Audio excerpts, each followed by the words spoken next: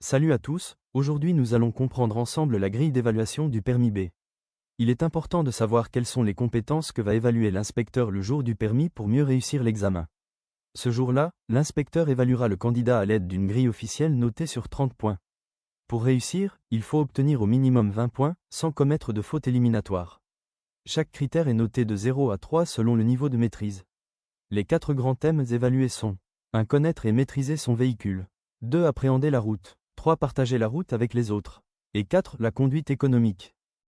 On remarque bien que cela ressemble beaucoup au programme de formation avec ces 4 compétences. Connaître et maîtriser son véhicule.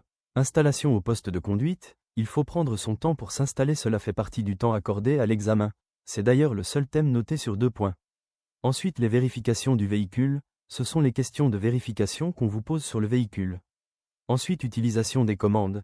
Ici, on évalue la souplesse de l'embrayage, le dosage de l'accélérateur, le frein, le volant, la boîte de vitesse.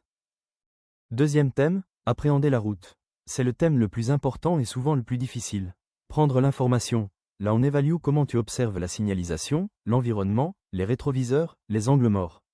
Adapter son allure aux circonstances, il faut toujours rouler au maximum des vitesses autorisées quand tu peux, mais surtout s'adapter et surtout ne pas hésiter à ralentir dans les situations complexes. Appliquer la réglementation, c'est tout simplement respecter le code de la route. Troisième thème, partager la route avec les autres usagers. Communiquer avec les autres, ne pas hésiter à utiliser les clignotants, le regard, ou même avec des gestes pour mieux se faire comprendre des autres. Partager la chaussée, notamment avec les usagers les plus vulnérables, les piétons, et les deux roues. Maintenir les espaces de sécurité, je te rappelle qu'on laisse au moins 1 mètre en agglomération et 1,5 mètre hors agglomération. Si la situation ne permet pas de laisser ces espacements, il faut absolument ralentir. Quatrième et dernier thème, conduite autonome, économique et respectueuse de l'environnement. Il s'agit tout simplement de l'éco-conduite.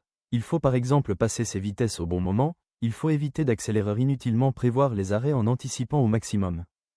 Abonne-toi pour tout savoir sur la formation permis B.